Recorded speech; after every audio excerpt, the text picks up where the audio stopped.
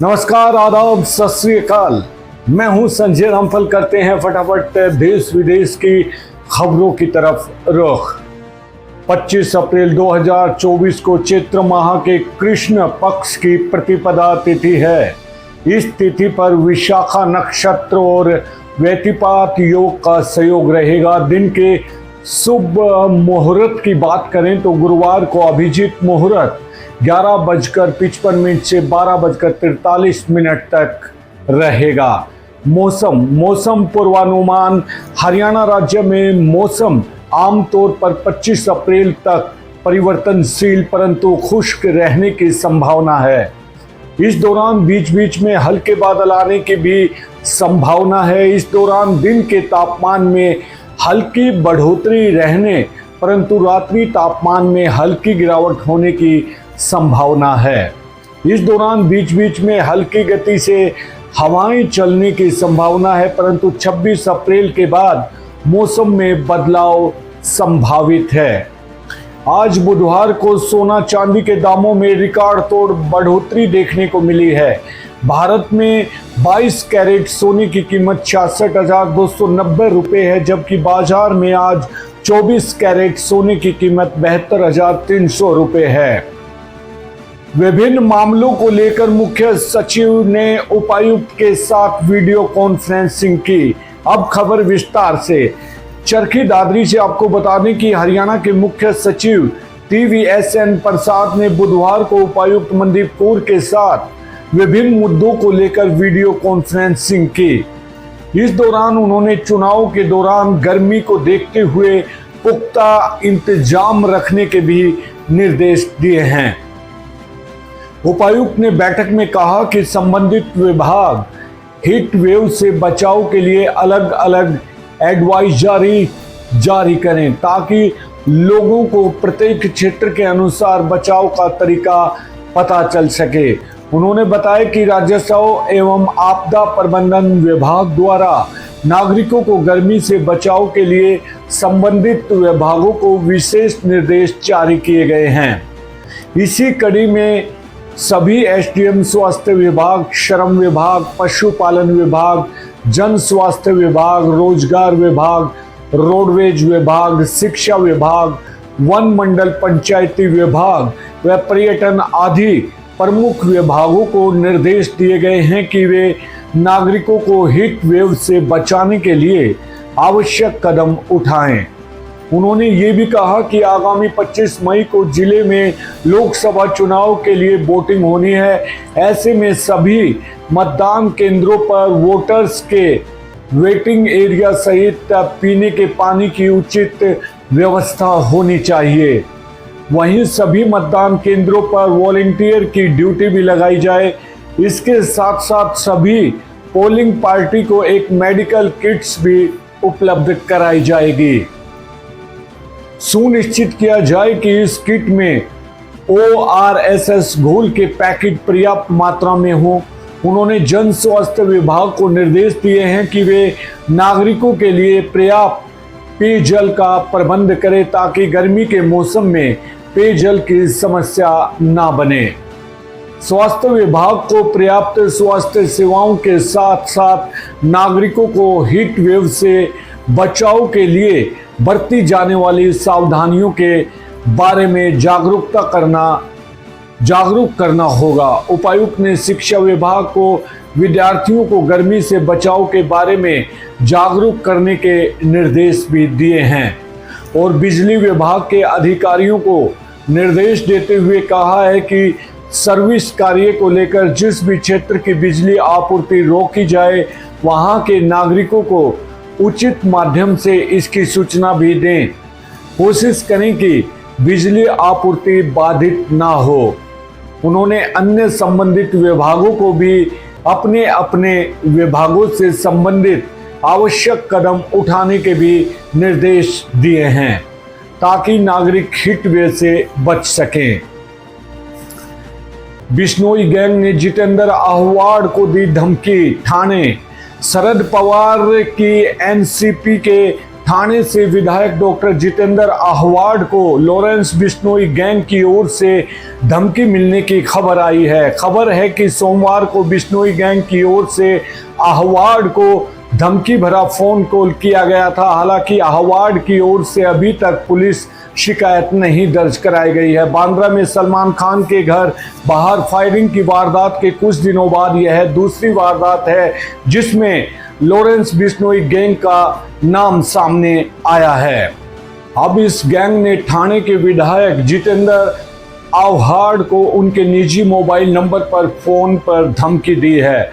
Phone करने वाले खुद को लॉरेंस बिश्नोई गैंग का सदस्य बताया और पैसों की मांग की है। अभी तक जितेंद्र आहवाड ने पुलिस में इसकी शिकायत दर्ज नहीं कराई है। 5,785 करोड़ की संपत्ति, तेदेपा के चंद्रशेखर अब तक के सबसे अमीर उम्मीदवार। अब खबर लेते हैं नई दिल्ली से। गुंटूर लोकसभा सीट से तेलुगु देशम पार्टी के डॉक्टर चंद्रशेखर पेमासानी अब तक के सबसे अमीर उम्मीदवार हैं। अपने चुनावी हल्फनामे में 5,785 करोड़ रुपए की चल अचल घोषित करके चंद्रशेखर सुर्खियों में आ गए हैं। डॉक्टर चंद्रशेखर ने अपने चुनावी हल्फनामे में 5,785 करोड़ रुपए की चल अचल संपत्ति घोषित की है, जो संभावित रूप से उन्हें मौजूदा चुनावी दौर में सबसे धनी प्रत्याशियों में से एक बनाती है। उनके द्वारा दायर हल्फनामे के अनुसार उनकी व्यक्तिगत संपत्ति 2,448.72 करोड़ रुपए, जबकि उनकी पत्नी श्री रत्ना केनूर के पास 23,043.8 करोड़ रुपए, बच्चों के पास लगभग 1,000 करोड़ रुपए की संपत्ति है। Association for democratic reforms ADR की एक प्रेस विज्ञप्ति के अनुसार मध्य प्रदेश के पूर्व मुख्यमंत्री कमलनाथ के बेटे नकुलनाथ 19 अप्रैल को हुए लोकसभा चुनाव व पहले चरण में लगभग 717 करोड़ रुपए की संपत्ति के साथ सबसे अमीर उम्मीदवारों की सूची में शीर्ष पर हैं। चंद्रशेखर परिवार पर ऋण सुविधा के रूप में अमेरिका के जेपी मॉर्गन चेस बैंक की 1138 करोड़ रुपए की देनदारी है। अपनी पत्नी के साथ एक संयुक्त रूप से जमा दस्तावेज में उन्होंने अमेरिका में अमेरिकी कर चक्र 2022 से दिसंबर 2022 के बीच 600.7 करोड़ की घोषणा की। उन्होंने अमेरिका स्थित कई कंपनियों में निवेश किया है और उनके पास उनके शेयर हैं। उन चुनावों में चंद्रशेखर का मुकाबला वाईएसआर कांग्रेस पार्टी के विकेट रोसैया से होगा। अडानी के बिजली ग्राहकों के लिए महंगी होगी बिजली। जी हां, जानकारी के लिए बताते हैं कि मई से प्रति यूनिट 1.60 रुपए की दर से वृद्धि तय। मुंबई अडानी इलेक्ट्रॉनिक्स के उपनगरों में 31.5 लाख से अधिक ग्राहकों को 1 मई से बिजली दरों में प्रति यूनिट 70 पैसे से लेकर 1.770 पैसे की वृद्धि करना पड़ सकता है भुगतान। अब खबर विस्तार से। महाराष्ट्र बिजली नियामक आयोग AMRC ने कंपनी को बिजली के बिलों में ईंधन समायोजन शुल्क AFC वसूलने की इजाजत दी है। इसके चलते यह दर वृद्धि होने जा रही है। FSC की वसूली के लिए अडानी के बिलों में मई से अगस्त तक यह बढ़ोतरी की जाएगी। इसकी इजाजत MERC ने दे दी है। विगत समय में प्राप्त बिजली की ईंधन की दरों में बढ़ोतरी को FSC में समायोजित किया जाएगा और इसका भार ग्राहकों पर डाला जाएगा। सूत्रों के मुताबिक दिसंबर 2013 तक 319 करोड़ रुपए की FSC की वसूली की जानी थी। बिजली विशेषज्ञों के मुताबिक बिजली उत्पादन के लिए इस्तेमाल किए जाने वाले ईंधन की कीमतों में बदलाव होता रहता है और इसका सीधा असर AFAC पर पड़ता है। जाहिर है कि इसकी कीमत आखिरकार ग्राहकों को चुकानी पड़ती है। अब जो यह ताजा दर वृद्धि होने जा रही है, इसके तहत आवासीय ग्राहकों के लिए बिजली की दर में प्रति यूनिट 70 पैसे से लेकर 1 रुपये 70 पैसे की बढ़ोतरी होने जा रही है। यह वृद्धि ग्राहकों की श्रेणी के अनुसार लागू होगी। 0 से 100 यूनिट तक के बिजली के उपभोक्ताओं के लिए AFAC में 70 पैसे से लेकर 300 यूनिट तक की खपत वाले बिजली उपभोक्ताओं के लिए प्रति यूनिट 1.10 रुपए की तथा 300 से 1 से 5 यूनिट तक बिजली खपत वाले उपभोक्ताओं के लिए प्रति यूनिट 1.5 रुपए की वृद्धि, 500 से अधिक यूनिट बिजली इस्तेमाल करने वाले ग्राहकों को प्रति यूनिट 1.70 रुपए की वृद्धि झेलनी पड़ेगी। जोमैटो ने मंच शुल्क बढ़ाकर ऑर्डर 5 रुपए किया। होटल से खाना ऑर्डर की सुविधा देने वाला ऑनलाइन मंच जोमैटो ने चुनिंदा बाजारों में अपने शुल्क को 25% बढ़ाकर 4 रुपए से 5 रुपए प्रति ऑर्डर कर दिया है। कंपनी के ऐप के मुताबिक उसने अपनी अंतर शहरी food delivery service intercity legends को भी रोक दिया है। जोमैटो के प्रवक्ता ने इस बारे में पूछे जाने पर पीटीआई भाषा से कहा है कि यह एक कारोबारी कदम है जिन्हें हम समय समय पर विभिन्न कारकों के आधार पर लेते हैं। कंपनी से जुड़े सूत्रों के मुताबिक मंच शुल्क में बढ़ोतरी दिल्ली राष्ट्रीय राजधानी क्षेत्र NCR, बेंगलुरु, मुंबई और हैदराबाद जैसे प्रमुख शहरों में लागू होगी। जोमैटो ने पिछले साल अगस्त में प्रति ऑर्डर मंच शुल्क पिछले अगस्त से लेना शुरू किया था। उस समय यह 2 रुपए प्रति ऑर्डर था। ममता सरकार को बड़ा झटका। कलकत्ता उच्च न्यायालय ने पश्चिमी बंगाल के सरकारी और सहकारी सहायता प्राप्त विद्यालयों में राज्य स्तरीय चयन परीक्षा 2016 की चयन प्रक्रिया के जरिए सभी नियुक्तियों को रद्द करते हुए सोमवार को इसे अमान्य करार दे दिया। न्यायमूर्ति देगबांधुसु बसाक और न्यायमूर्ति मोहम्मद सबा रशीदी की खंडपीठ ने केंद्रीय अन्वेषण ब्यूरो की नियुक्ति पर संबंध में जांच और 3 महीनों की एक रिपोर्ट सौंपने का निर्देश दिया। पीठ ने पश्चिमी बंगाल विद्यालय सेवा आयोग को नई नियुक्ति शुरू करने का निर्देश भी दिया है। उल्लेखनीय है कि 24,640 रिक्त पदों के लिए 23 लाख से अधिक अभ्यर्थियों ने 2016 में परीक्षा दी थी। कुछ याचिकाकर्ताओं की ओर से पेश वकील फिरदौस समीम ने कहा कि इन रिक्तियों के लिए कुल 25,753 नियुक्तियां पत्र जारी किए गए थे। खंडपीठ ने आदेश पर रोक लगाने के कुछ अपीलकर्ताओं के अनुरोध को भी खारिज कर दिया है। रेलवे को बचाने के लिए मोदी सरकार को हटाना पड़ेगा, राहुल गांधी। कांग्रेस नेता राहुल गांधी ने रविवार को आरोप लगाया कि भारतीय जनता पार्टी नित्य केंद्र सरकार रेलवे का अयोग्य साबित करना चाहती है ताकि उसे इसे अपने मित्रों को बेचने का बहाना मिल सके। उन्होंने लोगों से आम आदमी की सवारी को बचाने के लिए मोदी सरकार को हटाने का अनुरोध किया है। राहुल गांधी ने सरकार पर निशाना साधने के लिए एक्स पर एक वीडियो साझा किया जिसमें लोग ट्रेन के शौचालयों में और फर्श पर बैठकर यात्रा करते हुए दिखाई दे रहे हैं। उन्होंने एक्स पर एक पोस्ट में कहा है कि नरेंद्र मोदी के राज में रेल का सफर सजा बन गया है। नक्सली आत्मसमर्पण करे नहीं तो लड़ाई का परिणाम तय। शाह। केंद्रीय गृह मंत्री अमित शाह ने सोमवार को छत्तीसगढ़ में नक्सलियों को चेतावनी दी है कि वे आत्मसमर्पण कर दें, नहीं तो लड़ाई का परिणाम तय है और 2 वर्ष में नक्सलवाद को समाप्त कर दिया जाएगा। शाह नक्सल प्रभावित कांकेर जिले में चुनावी सभा को संबोधित कर रहे थे। सुरक्षा बलों ने 16 अप्रैल को कांकेर जिले में एक मुठभेड़ के दौरान 29 नक्सलियों को मार गिराया था जिसमें 15 महिलाएं भी शामिल थी। शाह ने सभा को संबोधित करते हुए कहा कि पिछले 10 वर्षों के दौरान नरेंद्र मोदी ने आतंकवाद को समाप्त किया। मोदी जी के इस देश ने नक्सलवाद को समाप्ति के कगार पर ला दिया है। उन्होंने कहा कि 5 वर्ष तक मुख्यमंत्री भूपेश बघेल की सरकार में नक्सलियों पर कोई कार्रवाई नहीं हुई।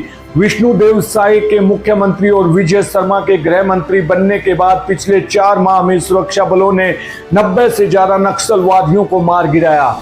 इसके साथ ही 123 नक्सलियों को गिरफ्तार किया गया और 250 ने आत्मसमर्पण कर दिया है। भाजपा सरकार मेरे पति को जेल में मारना चाहती है। सुनीता।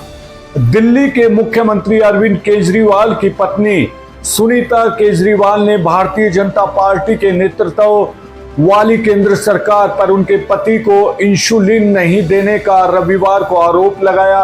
उन्होंने यह भी आरोप लगाया कि भाजपा सरकार उन्हें मारना चाहती है।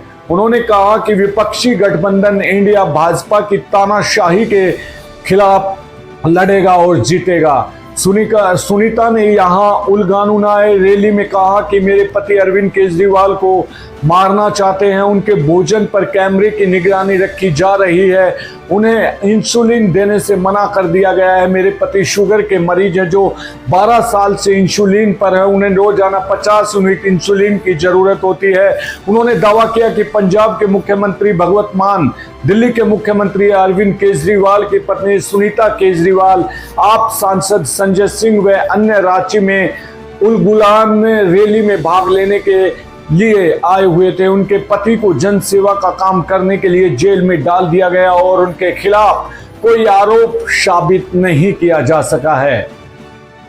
लोकसभा चुनाव में मतदान प्रतिशत बढ़ाने के लिए सीईओ ने ली मैराथन बैठक। अब करते हैं उदयपुर की खबर है। लोकसभा चुनाव 2024 में मतदान प्रतिशत बढ़ाने व पात्रजन को मतदान के लिए प्रेरित करने हेतु स्वीप प्रभारी व जिला परिषद सीईओ कीर्ति राठौर ने मंगलवार को पंचायत समिति खेरवाड़ा, ऋषिदेव, सेमारी मुख्यालय बूथ स्तर पर नियुक्ति, एडोप्टर, आंगनबाड़ी कार्यकर्ता, आशा सहयोगिनी, बीएलओ, ग्राम विकास अधिकारियों, राजीविका के सदस्यों आदि की बैठक ली। बैठक में बूथ स्तर पर नियुक्ति कर्मियों को आमंत्रित मतदाताओं से संपर्क कर मतदान के लिए आमंत्रित करने तथा मतदान दिवस को उपस्थित समस्त मतदाताओं से मतदान कराना सुनिश्चित करने के भी निर्देश दिए हैं।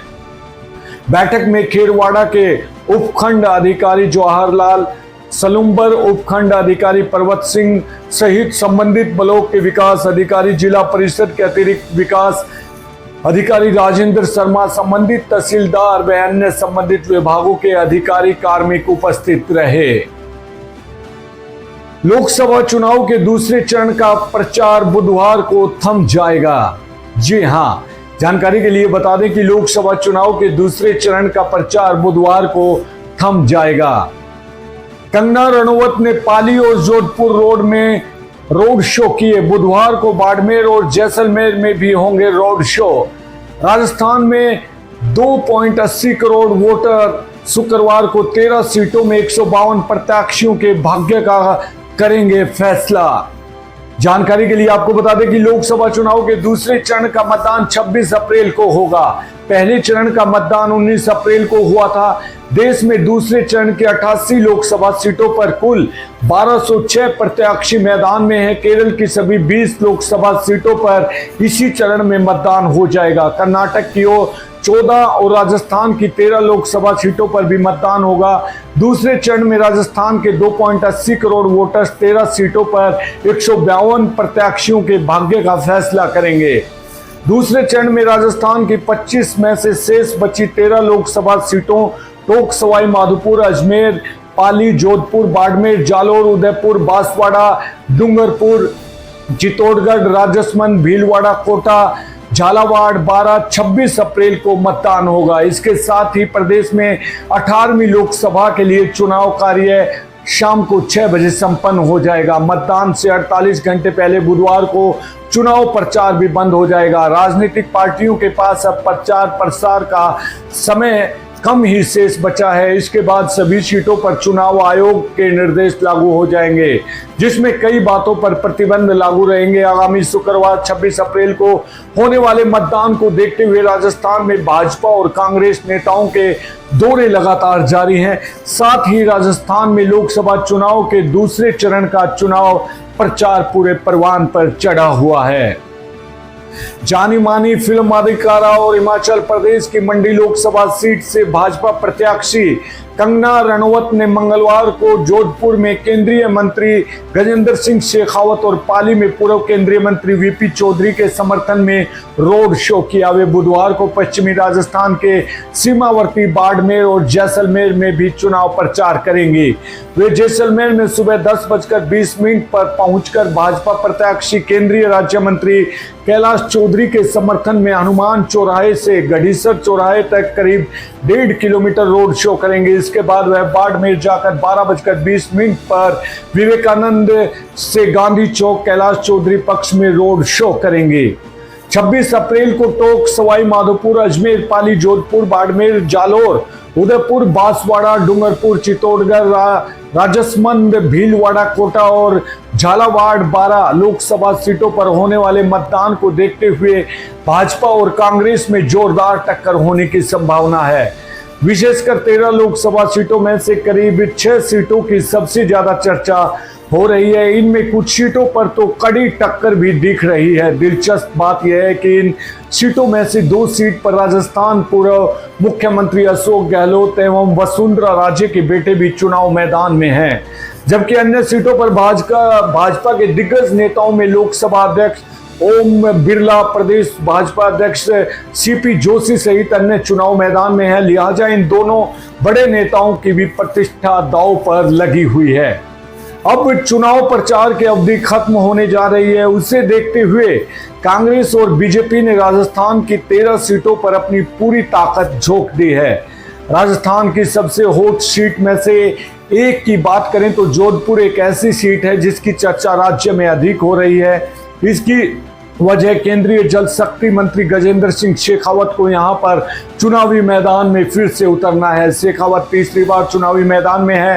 कांग्रेस ने शेखावत के सामने तीसरी बार उम्मीदवार बदलते हुए इस बार करण सिंह उचियारड़ा को अपना उम्मीदवार बनाया है। इस बार कांग्रेस और बीजेपी दोनों ने ही राजपूत उम्मीदवार पर विश्वास जताया है। दोनों प्रत्याशियों के बीच कांटे की टक्कर मानी जा रही है। शेखावत के पक्ष में राजस्थान के मुख्यमंत्री भजनलाल शर्मा, उत्तर प्रदेश के मुख्यमंत्री योगी आदित्यनाथ सहित बीजेपी के बड़े स्टार प्रचारक सभा रोड शो कर प्रचार करने पहुंचे। इधर कांग्रेसी प्रत्याशी करण सिंह उचियारड़ा के पक्ष में पूर्व मुख्यमंत्री अशोक गहलोत और पूर्व उप मुख्यमंत्री सचिन पायलट को छोड़ अभी तक कांग्रेस की तरफ से केंद्र से कोई बड़ा नेता या स्टार प्रचारक जनसभा या रोड शो के लिए नहीं आया।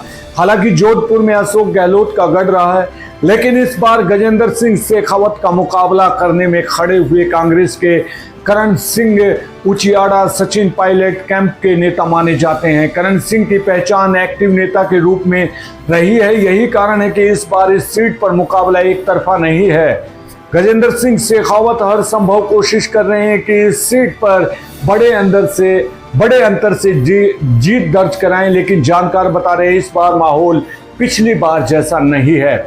ठीक इसी तरह से कोटाबुंडी लोकसभा सीट पर लोकसभा के स्पीकर ओम बिरला फिर से चुनावी मैदान में हैं। उनके सामने कांग्रेस ने लंबे समय तक भाजपा में नेता रहे प्रहलाद गुज्जल को टिकट दिया है। गुज्जल किसी समय लोकसभा अध्यक्ष ओम बिरला के विश्वस्त माने जाते थे, लेकिन बदली राजनीतिक परिस्थितियों के चलते अब वो बिरला को ही चुनौती दे रहे हैं। इस सीट के सियासी समीकरण और 10 सालों के कामकाज ओम बिरला के अनुकूल है, लेकिन गुंजल के चुनावी मैदान में आने से जातीय समीकरण के आधार पर इस सीट पर भी मुकाबला दिलचस्प हो जाएगा। प्रदेश के अजमेर सीट की बात करें तो इस सीट पर बीजेपी ने निवर्तमान सांसद भागीरथ चौधरी का टिकट रिपीट किया है।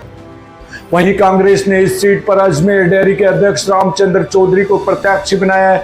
2019 में भागीरथ चौधरी इस सीट पर जीत हुई थी।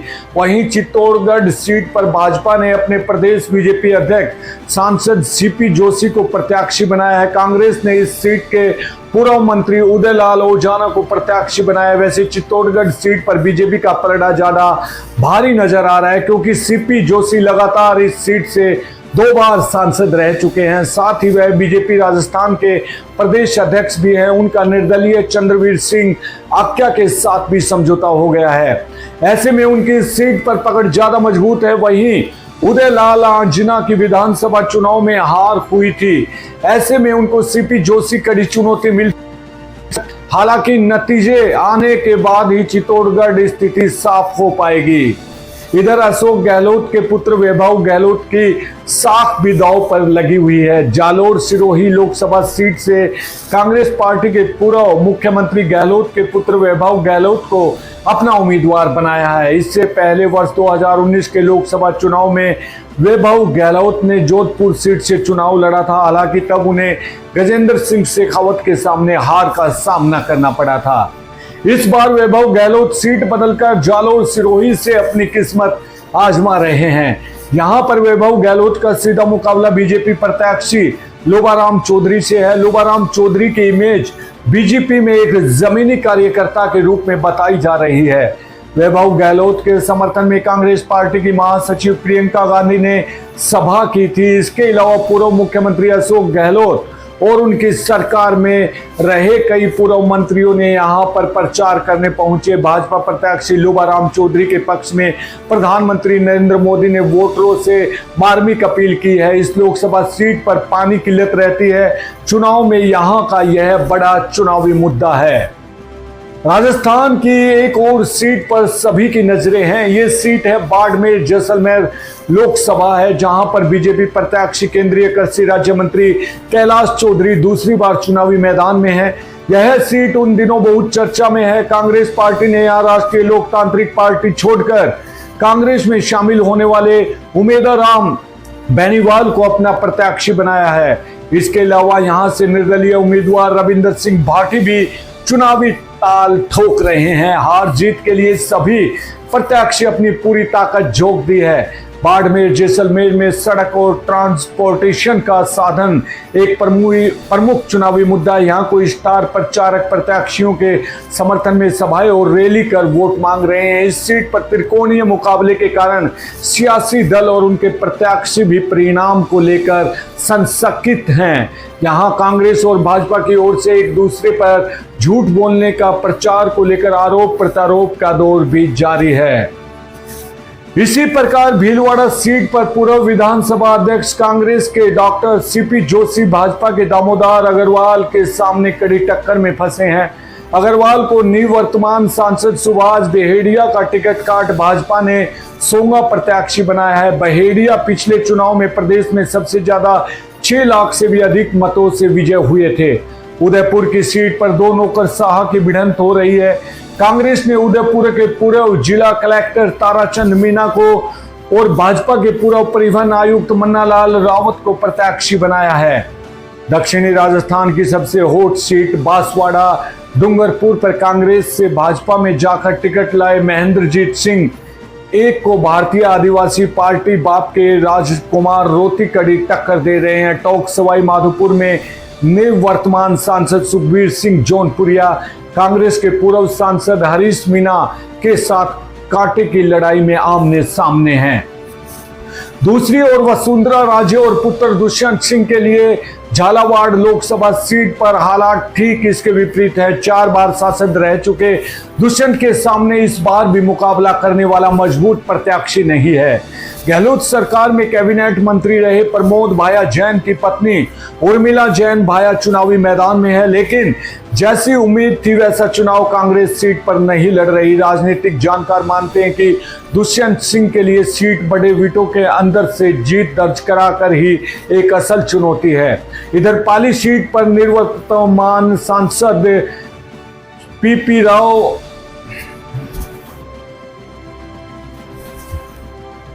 इधर पाली सीट पर निवर्तमान सांसद पूर्व केंद्रीय राज्य पीपी चौधरी तीसरी बार चुनाव मैदान में है। उनकी स्थिति मजबूत बताई जा रही है। देखना है दूसरे चरण के चुनाव में राजस्थान के मतदाता किसे अपनी पसंद बनाकर वोट देते हैं। साथ ही प्रदेश में मतदान का प्रतिशत क्या रहता है, इस पर उम्मीदवारों के भाग्य के फैसला दामोदर पर टिका हुआ है। तो दोस्तों ये थी आज की हमारी अहम और पुख्ता खबरें। हमने सिर्फ आज राजस्थान को ज़्यादा लिया है, कल हम किसी अन्य राज्य को लेकर भी आपको ऐसी ही जानकारी देते रहेंगे। बने रहें हमारे साथ, देखते रहें पीपीटी न्यूज। अब मुझे दीजिए इजाज़त, सुरक्षित रहिए, अपना ख्याल रखिए, नमस्कार।